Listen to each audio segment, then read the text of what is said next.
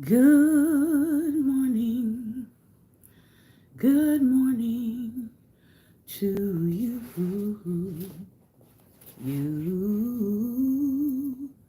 Good morning to you. You. Good morning. Come on over to YouTube or Facebook.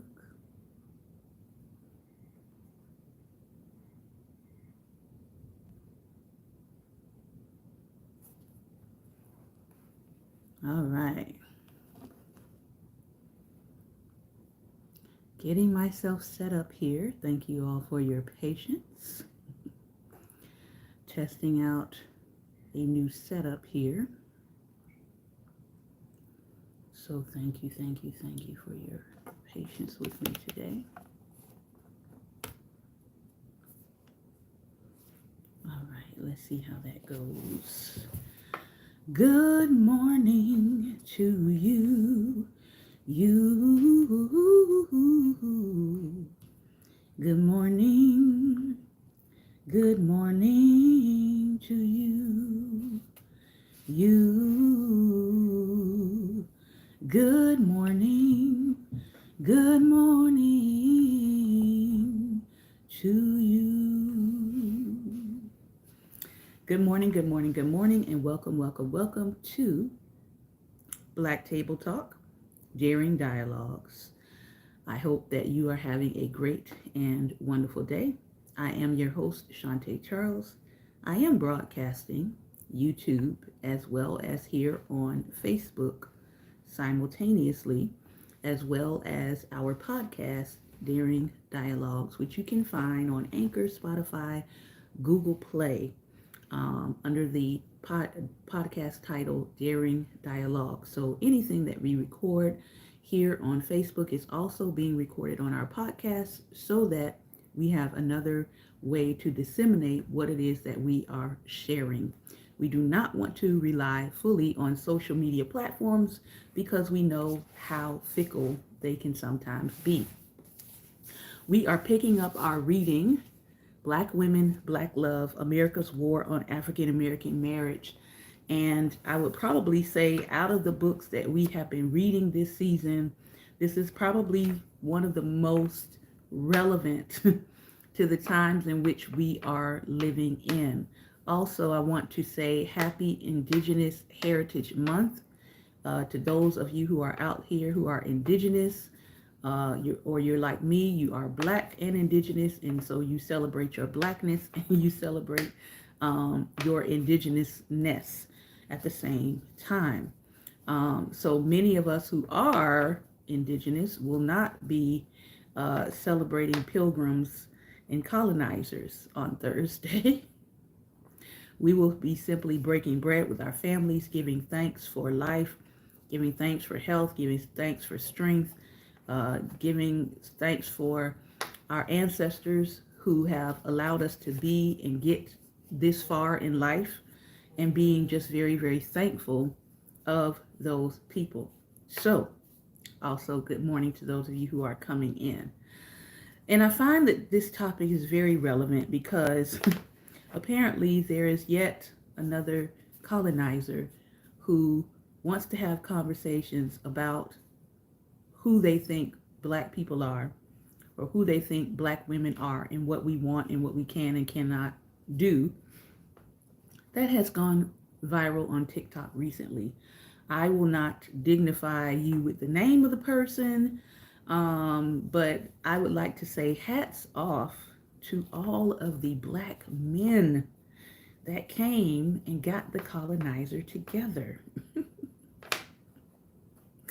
I would like to sincerely thank you all from the bottom of my heart, with the way you have handled the discussion that he has tried to invoke. And when I see things like that happening, I automatically say, I'm not going to push this person up in my algorithm. I'm not going to push them up into my news feed by giving them more press than they actually need.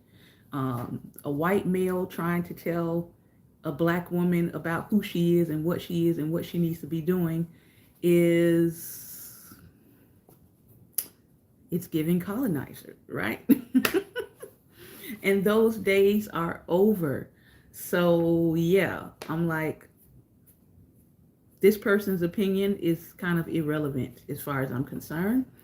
And I was very excited to see a lot of black men step up, respond, see it for what it is, right?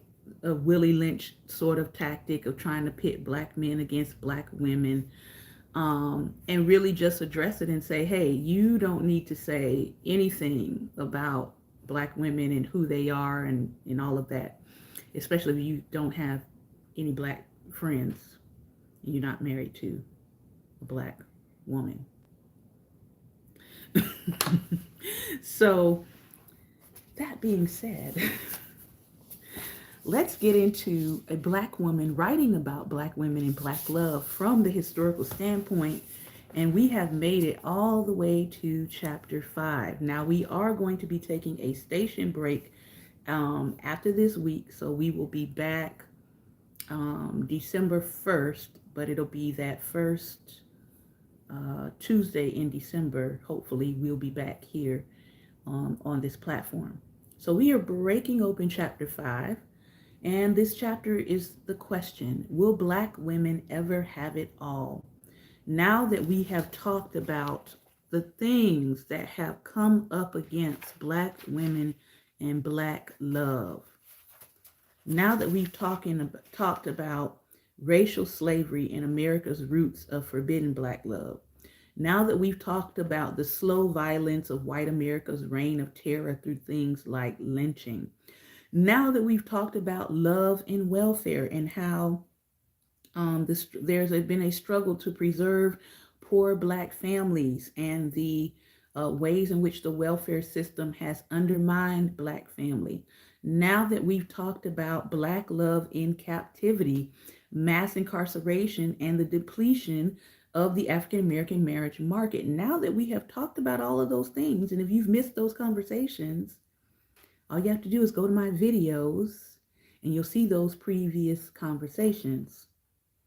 Now we're talking about, will black women ever have it all?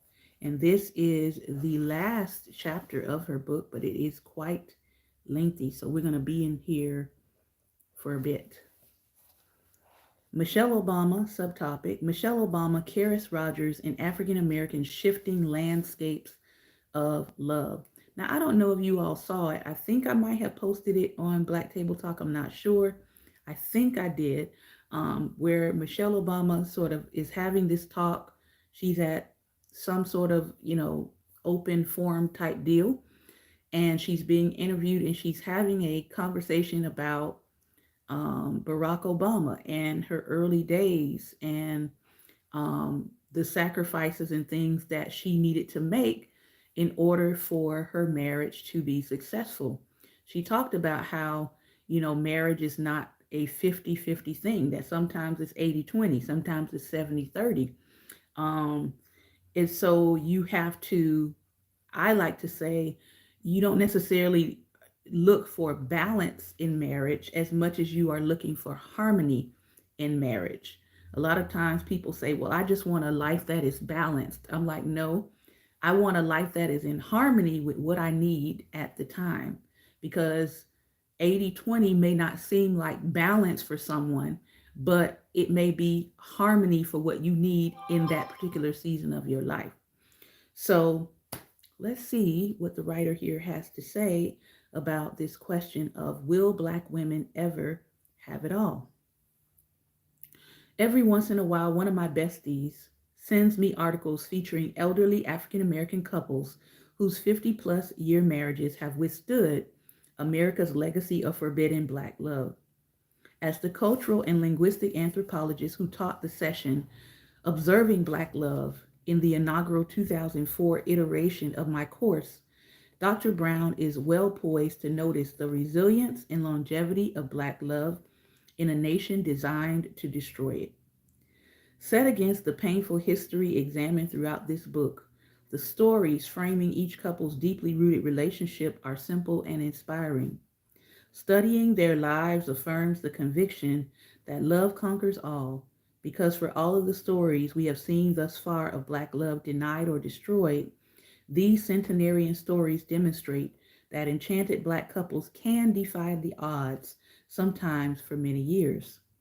Most illustrative of blissful Black love are the only two stories in my files thus far featuring couples celebrating more than 80 years of marriage.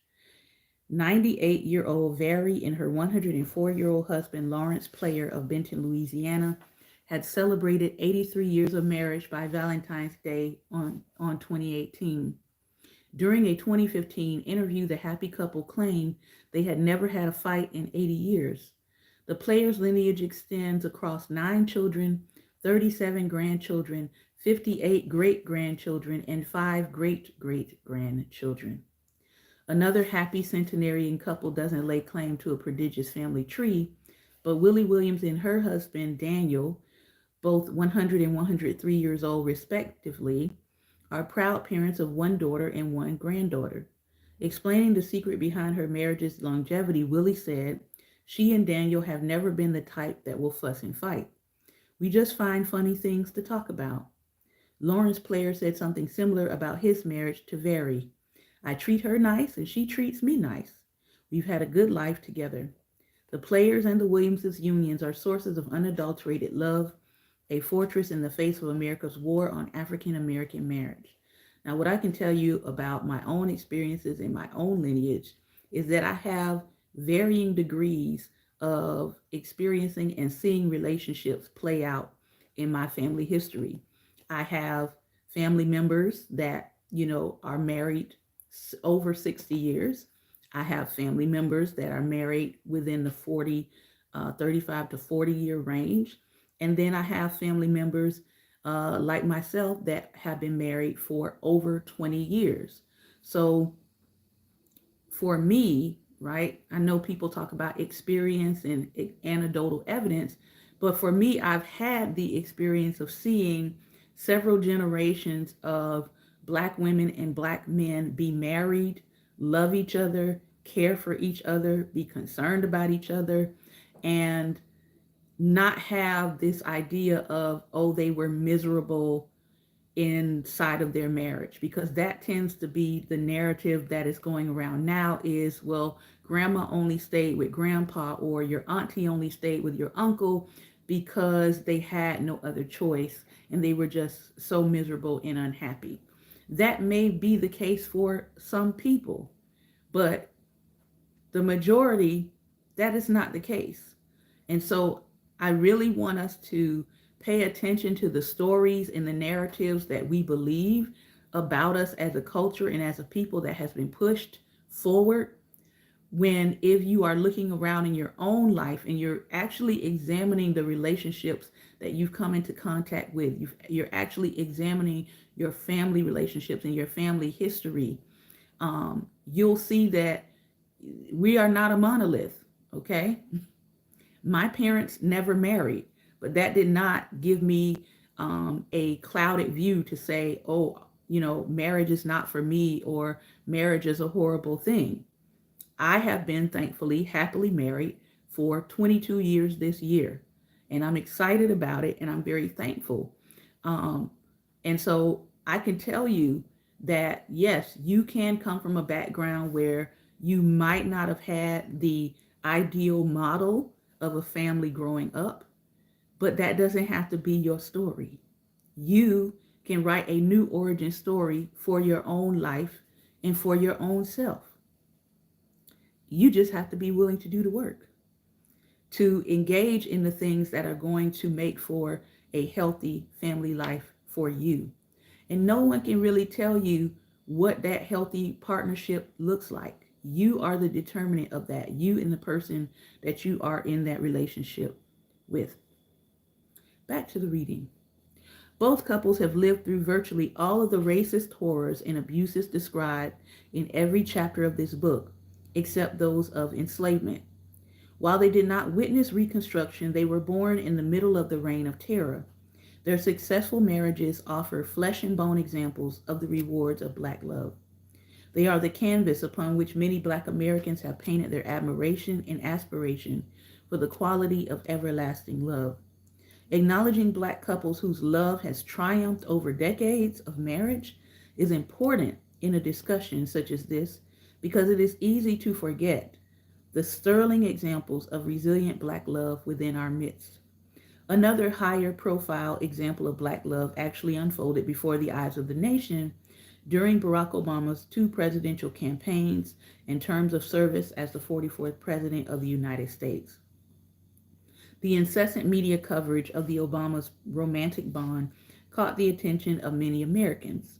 However, the most interested and involved observers of the Obama's love and marriage were millions of Black women in America. They are the population most vulnerable to living, working, and dying in this country without love and marriage, forced to make do with a menu of poor options for courtship and coupling. Becoming acquainted with the nation's new Black first family was personal for Black women. Whether young or old, coupled or single, Black women followed the discussions on Obama's glamorous and appealing marriage, celebrating the couple's love and intimacy.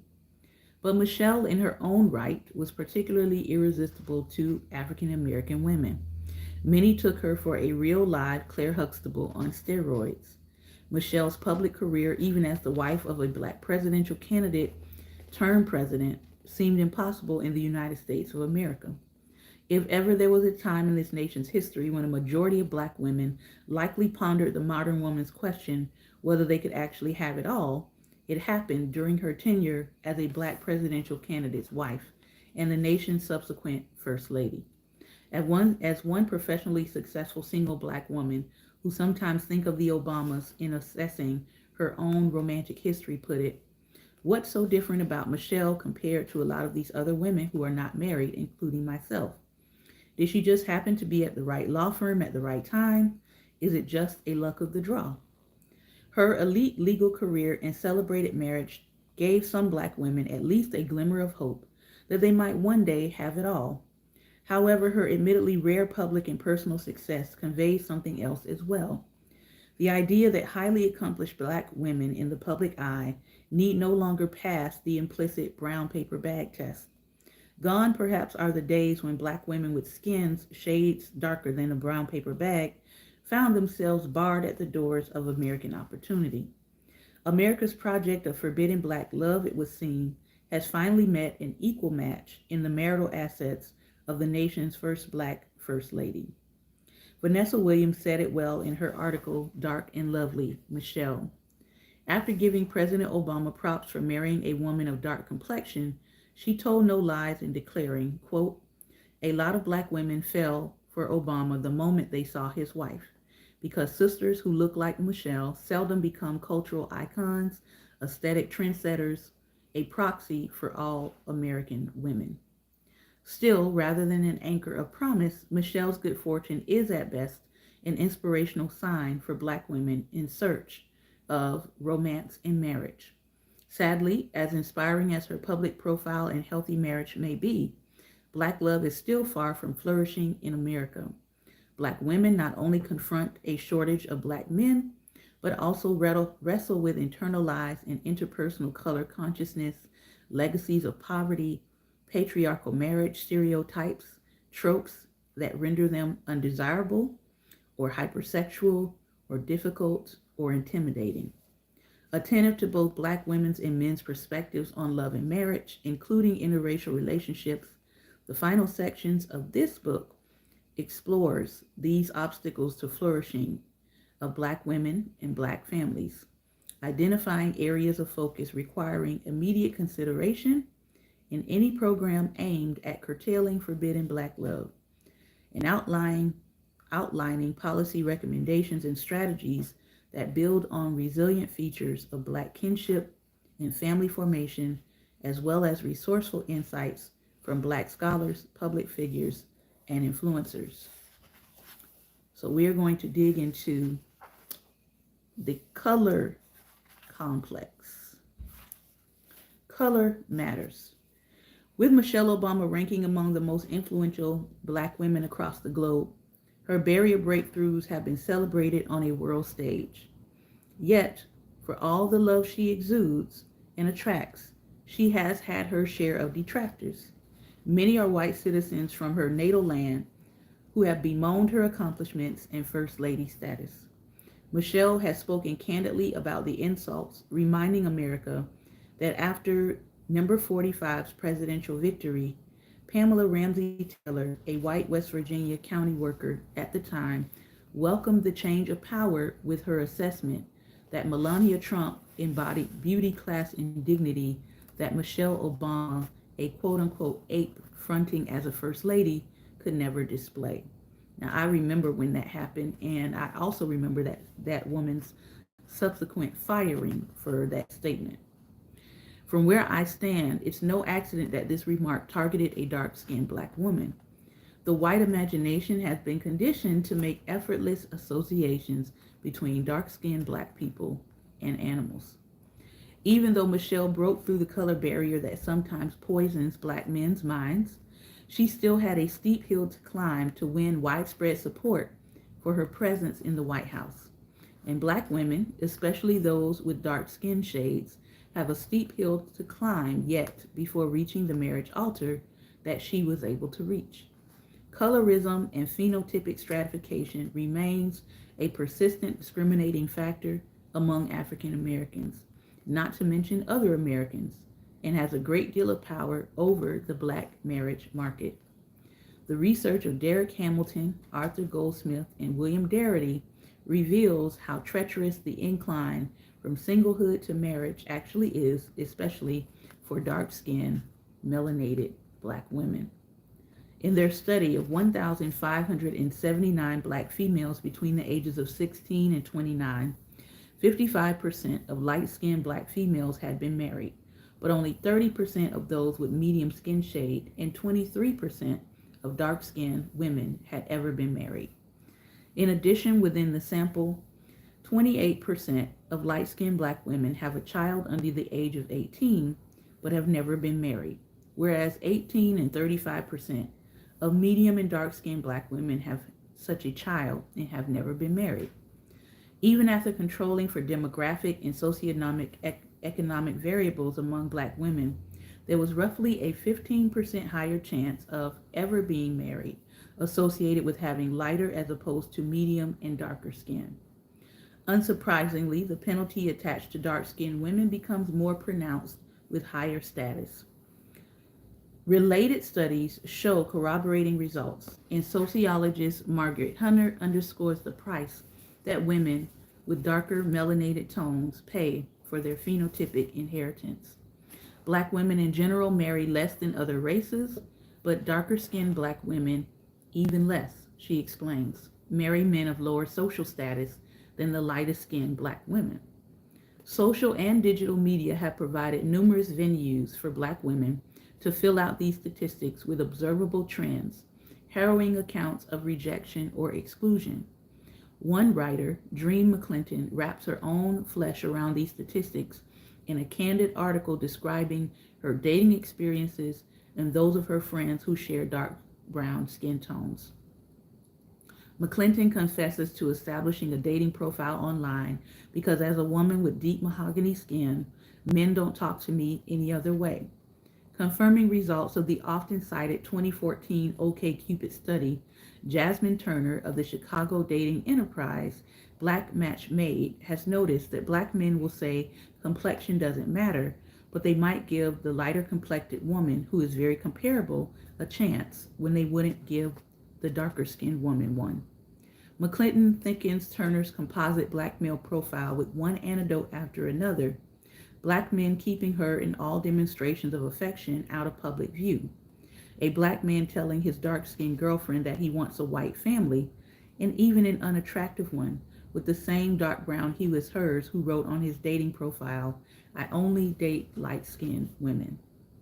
As a dark-complexioned black woman with dark-complected father who celebrated natural beauty, the author writes, "I moved through life not noticing how ugly or undesirable I may have been to many that I encountered on a daily basis.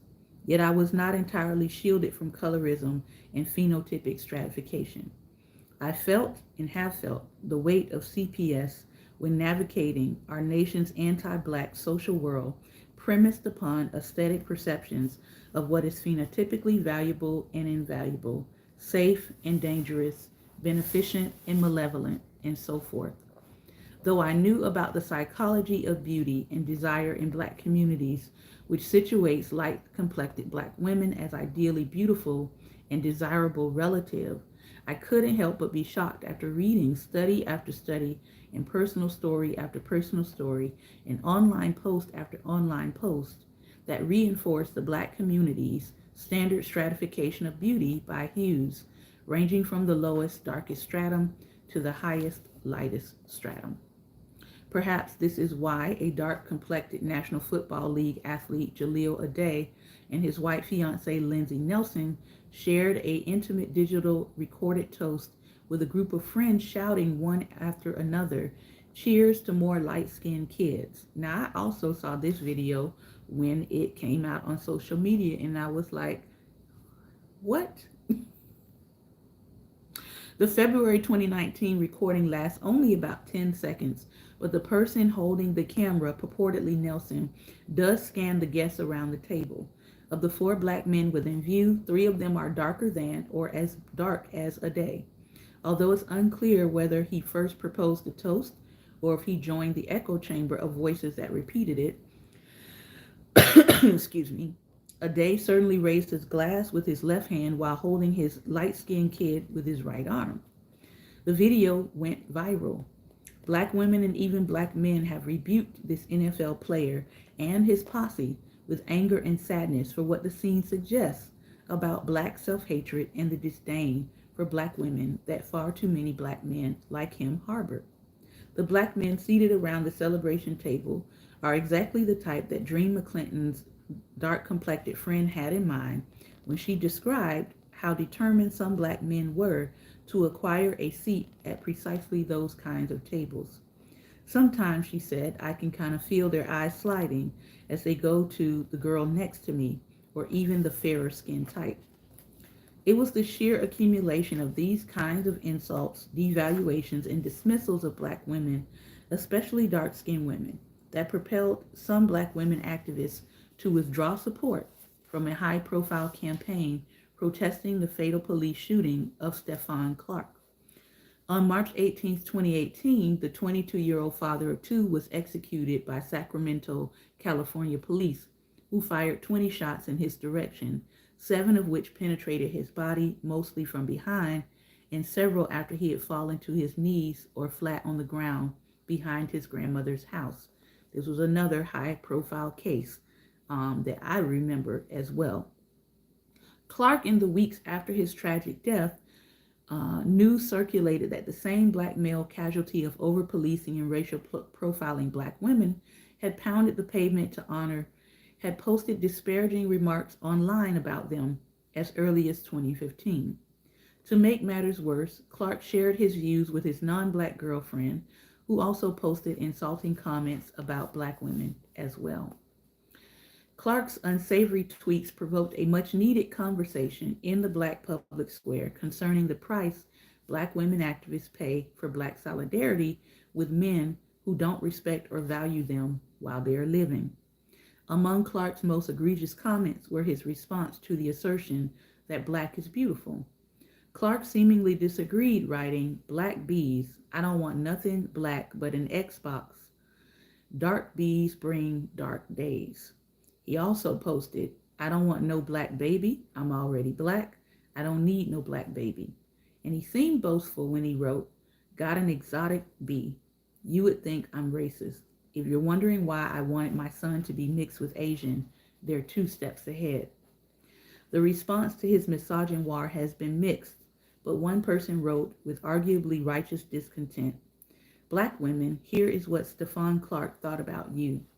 Stop protesting for this fool that did not care about you. He would not have done the same." Another tweet carried the message, "Shout out to Stephon Clark for hating the same Black women that are carrying the torch for his dead body." One tweeter even went as far as describing his view as normal and vowed to never fight for someone who hates me.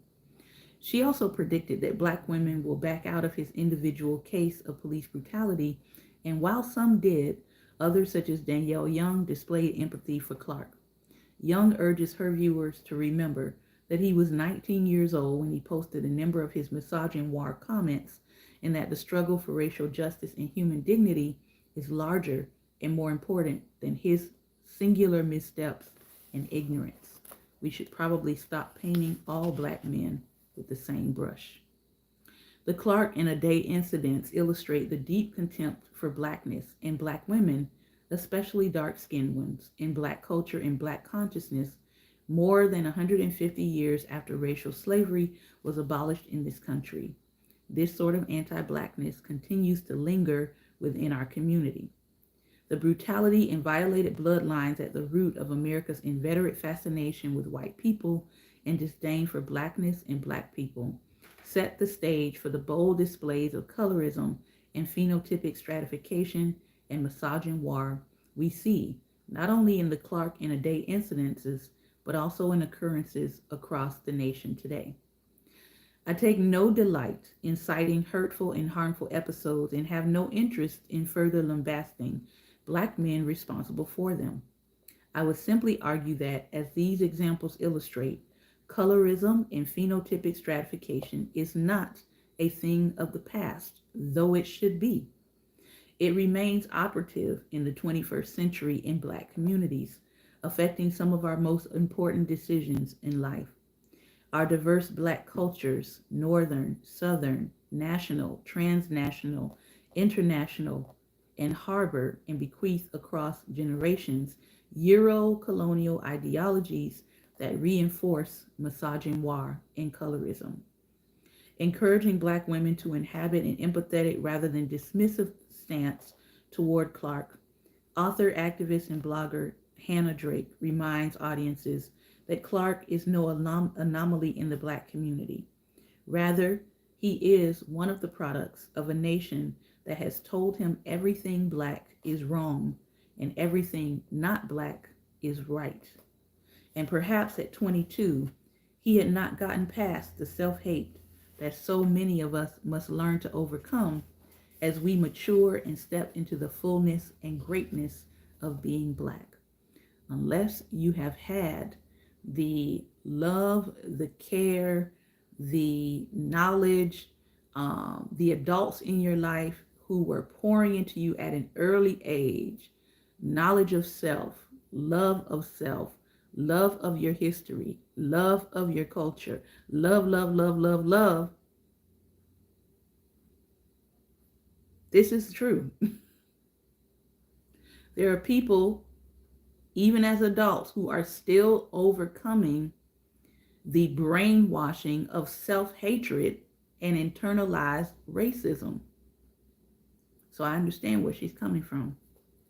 Clark did not formulate the derogatory ideas he espoused about black women, nor Ade his preference for lighter skin, independent of a wider subculture in the black community and the overarching racist ideologies of American culture.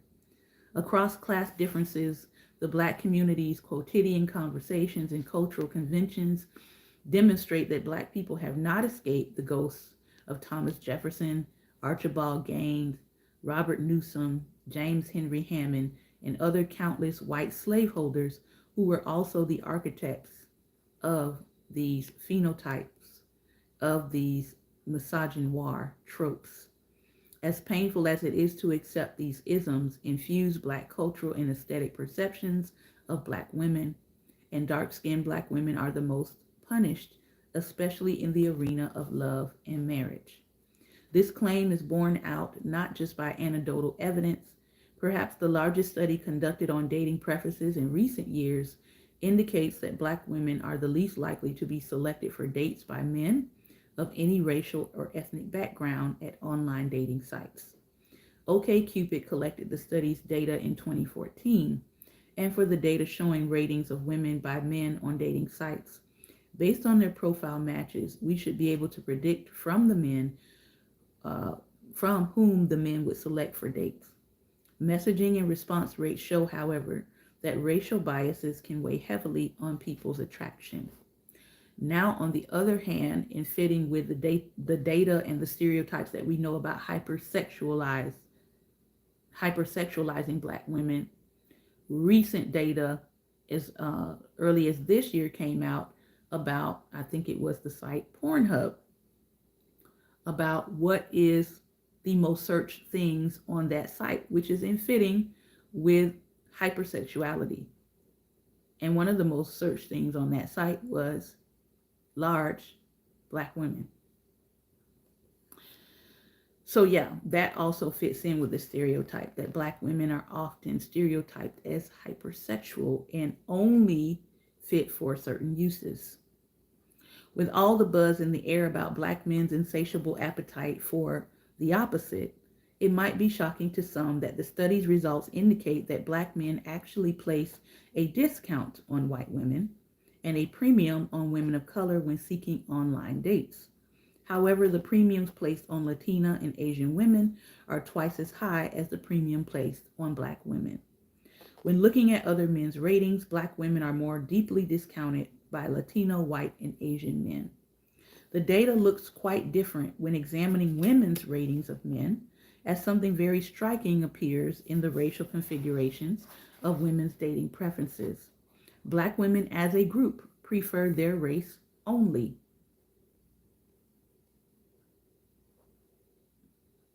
I'm not surprised.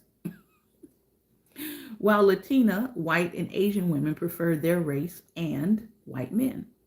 Despite the difficulty Black women face in finding Black male partners and spouses, over the past few years, Black women who did marry were selecting Black male partners at a rate of at least 88%, meaning that Black women who marry, for the most part, want to marry Black men. Unlike the false narrative that is also being pushed, that Black women want other people. The data shows otherwise. Some resist this gloomy portrait of Black women's dating and marriage options, citing a lesser known statistic that most Black women over the age of 54 will experience marriage with at least one partner. But not all Black women will take comfort in this revelation. Many of those desiring a long life of coupledom with children may miss out on bearing offspring with their husbands, as well as the economic benefit of nearly doubling the wealth potential of a two-income family if they are forced to delay marriage until their early 50s. In fact, the wealth inequities between white and Black families caused by slavery and other compounded forms of systemic racism bear heavily upon the dearth of Black men who are available for marriage in terms of their own sense of readiness and their potential partner's perception of their marriageability. Now, there is another book that I recommend highly that you get. We have been reading that book on Fridays, but because this is a short week, we will be taking a break and we'll be coming back December 1st with our regular show. But the book is called The Whiteness of Wealth by Dorothy A. Brown, and it talks about how the tax system is built really to penalize Black married couples. So even as this author here is talking about your wealth potential, there are some caveats to that because of the tax code itself.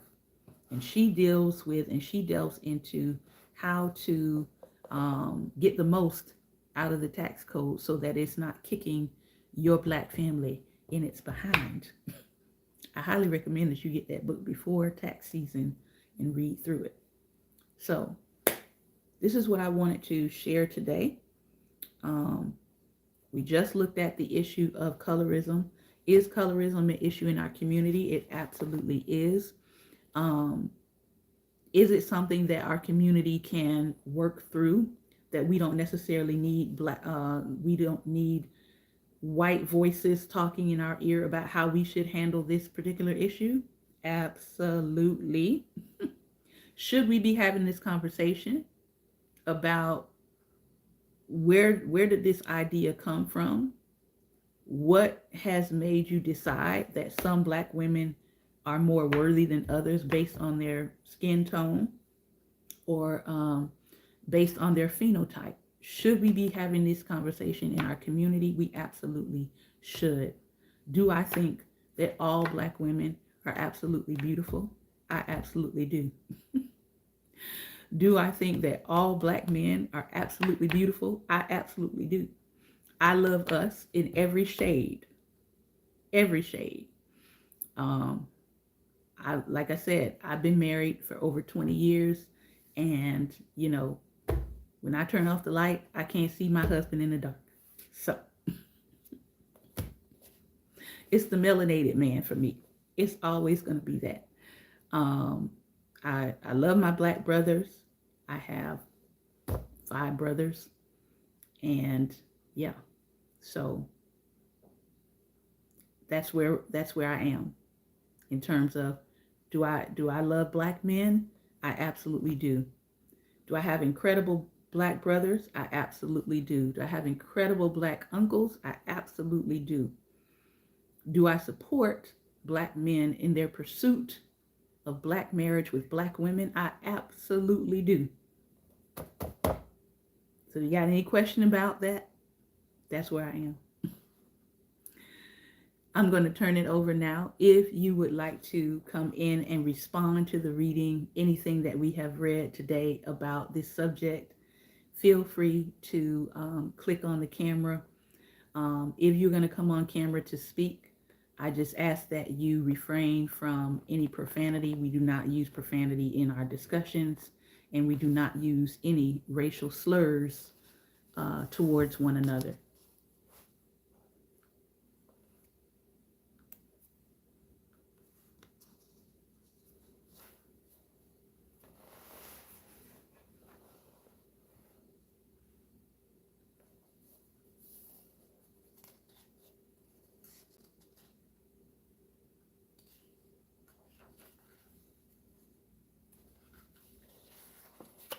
It says adding, so hopefully it's going to allow you to be added on.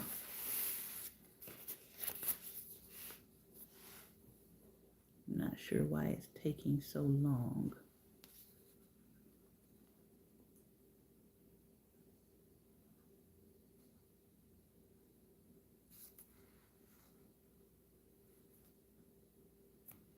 All right, let me go another direction and see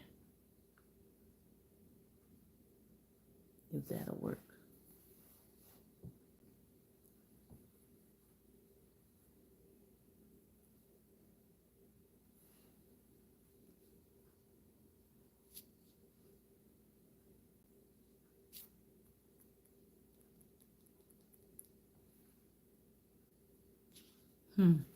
It's still not adding. Ben, you might have to go out and come back in, and then let me see if I can add you that way. So I would click out of the broadcast and then come back in.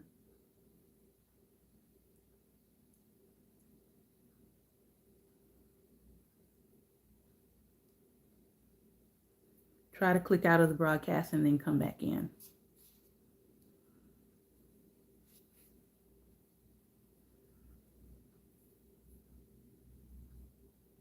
All right, let's see if I can try it now.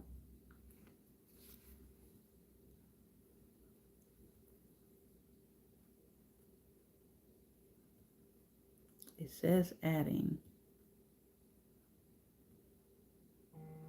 If you are listening by Anchor, I want to thank you for your time and attention.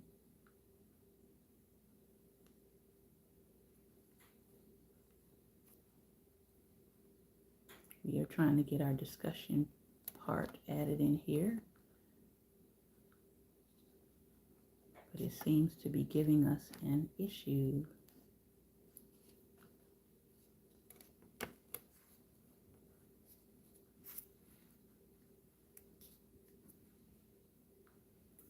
All right, let me try it one more time.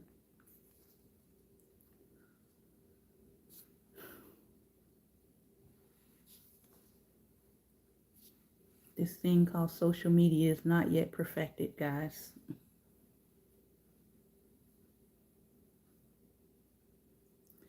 Oh no, Facebook is certainly not liking this discussion. I mean, come on. Black women, black love, black empowerment, saying that we love black people over here. No, that's not ever going to be a discussion that's pushed up into the algorithms.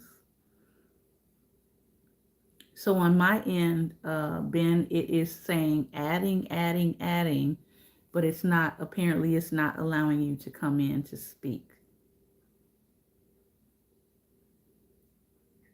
So what I will do is I will go to my IG. You can follow us over there to IG at Daring Dialogues because we are going to pick up this conversation. We've got about 15 minutes. So if you will go to IG, meet me over at IG in about 60 seconds.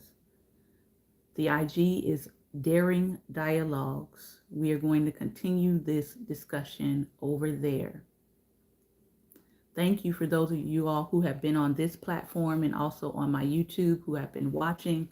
We are going to continue this conversation. We are live on YouTube as well under the platform name Church Love 333. We are live there. And we're going to move over to IG at Daring Dialogues so that I can hear what Ben has to say. Thank you again for your time and attention on this platform. Take care, and we'll see you the first Tuesday in December. All right. Thank you all for holding for me on YouTube as we get ready to move this conversation over to IG. Good morning to those of you who are coming in. So let me add live and checking connection. And we are live. All right, so we're going to give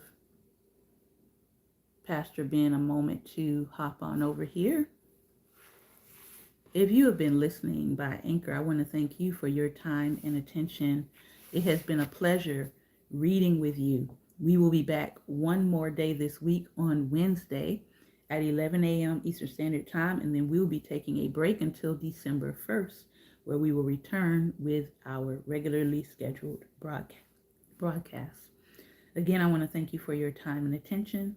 To hear the rest of this conversation, you can go to IG Daring Dialogues, or you can tune in by YouTube, who will also be listening to this conversation.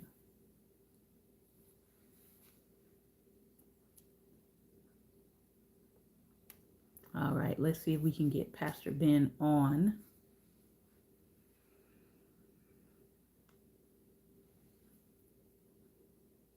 Good morning.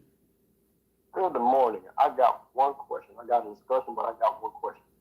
What makes white people think that they are in a position to give their biased and racist opinion on our lives? I mean, it's the audacity for me. Right. Seriously, the audacity. I mean, come on. You can't even do your life. Mm-hmm. But you want to tell us how to do ours. And when you tell us how to do ours, it's from your point of view. It really got nothing to do with us. It's just front of your narrative. Not to mention that a lot of what we are experiencing as a people and as a people trying to build healthy relationships, a lot of what we're experiencing is a direct result of the pathological stuff you injected into our lives and into our culture. Mm-hmm. So how are you going to try to give me the solution of what I need to fix when you are the one who provided all of the problems? Yeah. Make that make sense. Mm-hmm. Now, I made a statement last night on my line, and I know, fortunately or unfortunately, there's really no men on my Bible study line. It's all women. But anyway,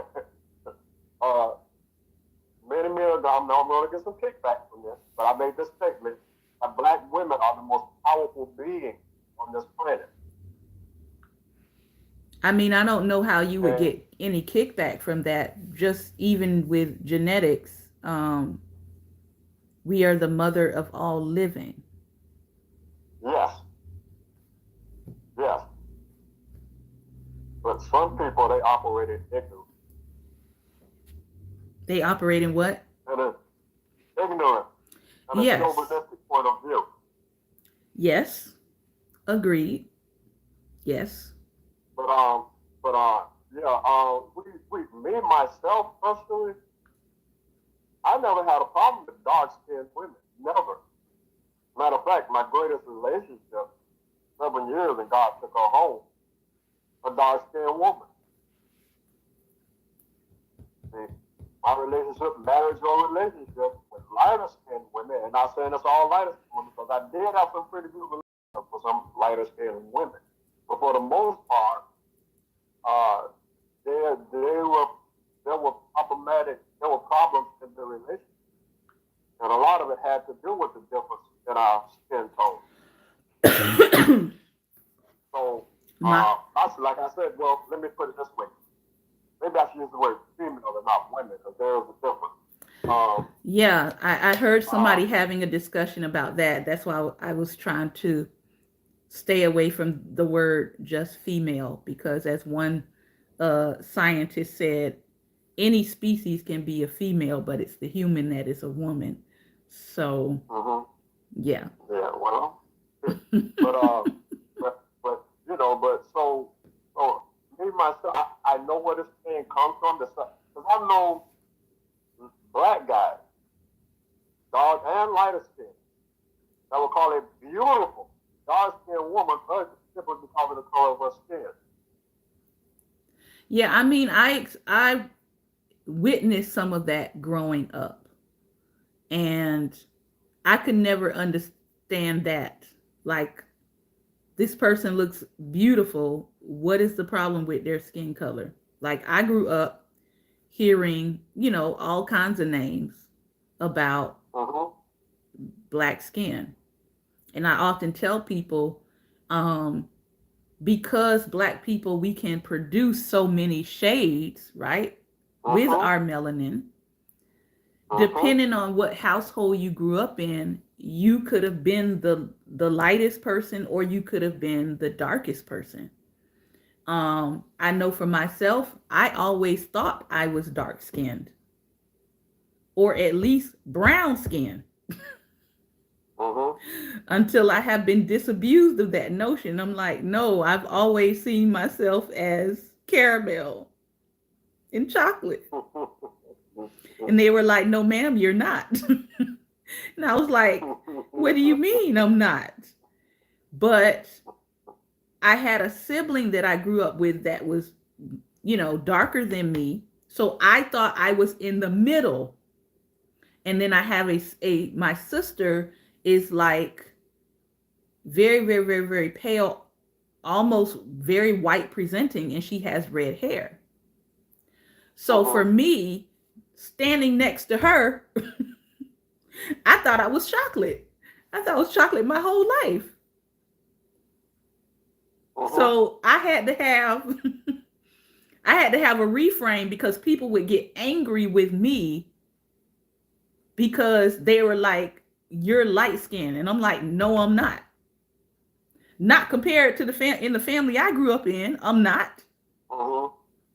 So I was looking at it from that frame of reference. And I had to like really accept people correcting me to say, no, you too have light skin privilege. You don't get to be over here with us chocolates. You don't get to be over here with us chocolates. I was like, I'm chocolate. I don't care what y'all say. Mm-hmm. And Yeah. so, I grew up with like my father's side, my mom's side of the family, because they are indigenous, many of them are very fair skinned. And some of them Mm-hmm. did present as white when they were younger, obviously with aging and time and melanin, they're a little bit darker. But when they were younger, they were very much white presenting. Mm-hmm. My dad's side of the family, very, very, very, like my dad in this cup, matched. Like, matter of fact, hold on, I'll be right back. Right back. Let me show you a picture of my dad. All right. So this is an early picture of, this is my dad the year before he passed, and my husband. All right. So you see that? Uh-oh. Sorry. You see that? Okay, this is why I thought I was chocolate. Like, I thought I was a caramel. But my dad is chocolate. So I've always had a great opinion of chocolate. I'm just saying. All right. And there's my husband. So sometimes they say girls tend to marry their fathers. They would be accurate in this description. All right. So for me, I was like, maybe I'm somewhere in between. But I've actually had people like want to cuss me out to tell me that you are light skinned, you have light skin privilege, blah, blah, blah, blah, blah, blah, blah. Now, I can't show you a picture of my sister because she has asked me not to put her image or anything on social media for her own, personal privacy. And I respect that. But my sister is white presenting, and she has red hair, and she can speak Spanish. We're from Miami. We're from South Florida. Miami, yeah. So many times people do not even think that my sister is Black. They think she's either maybe white or Hispanic, like white Hispanic. They don't think she's Black. She came from two Black parents. So, we have to reckon with the ways in which we have allowed color to be a part of the bargaining chip or the value or the worth that we put on someone's life, and determining whether or not they deserve to be loved, right? So reading and hearing the statistics on, if you are a lighter skinned person, you have a better chance of getting a partner and being married. That's something that I have to process and sit with as a Black woman, especially if, we're counseling Black women on relationships and love. I have to factor that in, that she can turn around and say to me, well, hey, that's easy for you to say, that you were able to find love. But I'm not having the same outcomes. I'm not having the same results when I desire to be married, or when I'm, desire to be pursued. So that is a very real thing. But I do believe that some of that narrative is shifting. And I will say this, that the women that I do know who have married outside of Black culture, right?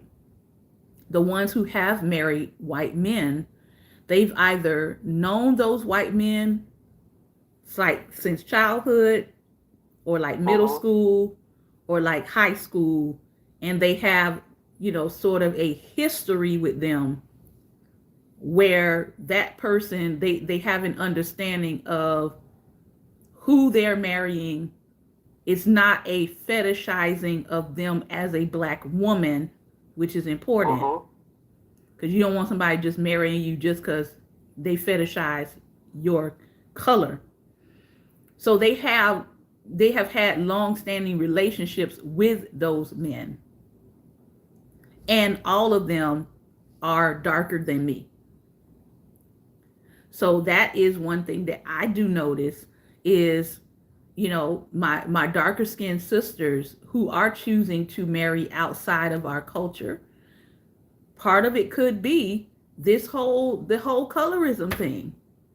And it's like, what do you expect them to do? Do you expect them to wait for forever for someone to decide that they're worthy? Or Right. or should they receive the person who sees them for them and understands Mm-hmm. their worth and their value regardless of how dark they are or how light they are? Well, you know what? You know what, Sante? Maybe we should start teaching the value of melanin. Well, yeah, I have that book. That might open up some minds. You know, the value of melanin, how valuable it is. You know, so when you place the when you place the value on melanin, then when the darker you are, the more melanin that you have, then maybe at that point some of these men that are walking around blinded will open their eyes. Yeah, because I'm like, I don't know. I mean, for myself, I wish I had more melanin. I'm just saying. Mm-hmm. I be out there trying to get me more melanin because when it get cold, all of my melanin start disappearing. I get really, really, really pale. So I enjoy the sun and the heat and letting that melanin come forward.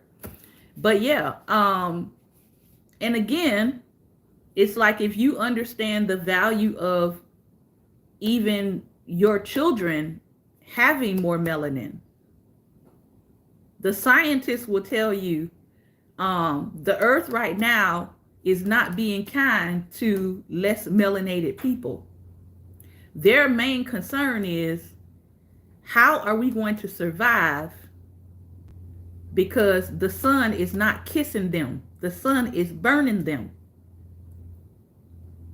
So one of the ways that they have to think about and plan for genetic survival is to infuse more melanin into their genetic line. And there are a couple ways to do that. You can do it synthetically by taking melanin as the adult, or you can marry a melanated person and make sure your next genetic line has enough melanin to not disintegrate with the flame that's coming. Mm-hmm. So I don't understand, because while some people are like, I don't want no black woman, these people over here is like, you better get a black woman or your genetic line is not going to make it in a couple more generations because y'all don't have enough melanin. Mm-hmm. So for them, they see it as a plus and not as a minus. And that takes us back to the taboo conversation of who the original people were. Yeah. Because science has proven that the lighter skinned people would not have married back then. Yeah. Not in that region and not in that heat. They wouldn't have made it. Yeah. So, yeah. We're going to continue this conversation. Again, the chapter was, will black women ever have it all? The next section that we're going to be looking at is wealthlessness and marriageability and the black marriage decline transcending social class. What is happening to the marriage decline, and what are we going to do? What will we do about it? Because marriage is declining, not just for black people, marriage is declining overall. Especially in the United States, people are not getting married. But we know part of it has to do with this economy and people feeling like they can't even afford to take care of themselves, much less a husband, a wife, and children. So it's like, okay, you want people to have families, but you're not making a society and an economy conducive for people having families. Mm-hmm. And then let's not talk, even get into what's happening with the whole abortion laws and all of that, which is basically forced births. Mm-hmm. And from what I understand that recently happened, some women are being booked and they're being charged and arrested because officers are saying they thought they were pregnant, so they're trying to like charge them with charges about an unborn child or harming a fetus. And one lady was like, "I'm not even pregnant. What are y'all doing?" So now they're trumping up charges on potential children that they think women are pregnant with, that they're not pregnant with. Like, what are we doing?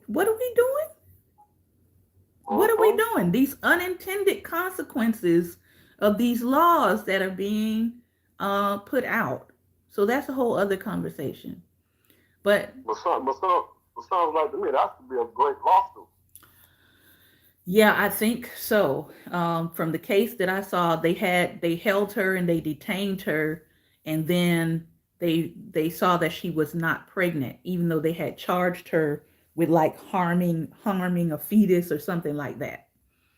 And and she finally got out once because she requested a pregnancy test to say, "Hey, why are you locking me up for this charge? I'm not pregnant." And they refused to give her a pregnancy test, and they locked her up anyway and charged her. Oh, that's a good lawsuit. Mm-hmm. Because they refused to do anything to allow her to prove a simple test to allow her to prove whether she was pregnant or not. Yep. Well, she need to come at them hard. So yeah, it's a lot of unintended consequences that are rolling out. I encourage you, as we close out today, I encourage you to get this book, Black Women, Black Love, and really understand the systemic things that have happened and are continuing to happen in our society that is making it difficult for African Americans to be married to each other. Make that very clear. To be married to each other. There's a history behind it. This is not just randomly happening. These things are not just randomly occurring. There is a systemic history of intentionally keeping us apart from each other and creating happy and healthy families. This has been another episode of Daring Dialogues, and I've been your host today, Shantae Charles. Again, I want to thank you for your time and attention. We will be back on tomorrow before we go on our break, and I hope to see you then. We will be talking what happened to you, conversations on trauma and resilience, and I'm also going to share with you a commentary that I just started reading called the Social Justice Torah Commentary. It's a group of rabbis from all over the United States who are using scripture and using the text to bring out relevant topics for today. One of those I want to talk about on tomorrow. I think will be a very interesting conversation. So we will add that in since we won't be having Theology Thursday on Thursday. So join us 11 a.m. Eastern Standard Time. Usually we are not on YouTube, so I want to invite those of you who are watching by YouTube to join us on IG at Daring Dialogues is our IG page. 11 a.m. Eastern Standard Time tomorrow. Come join us in the conversation. Thank you again. Take care. And remember, light is the most daring opposition to darkness. So be what, Pastor Ben? Be light. Be light. Take care, everyone, and God bless.